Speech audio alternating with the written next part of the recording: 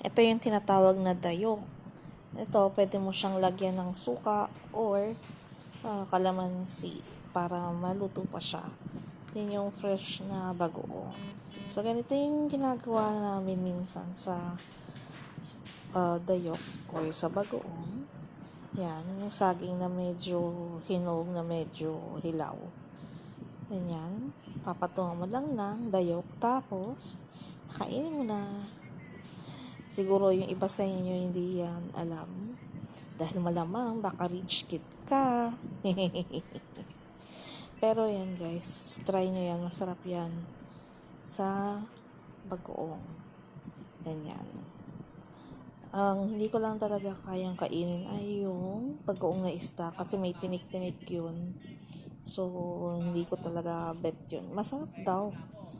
Actually, nakatikim ako once yung sabaw.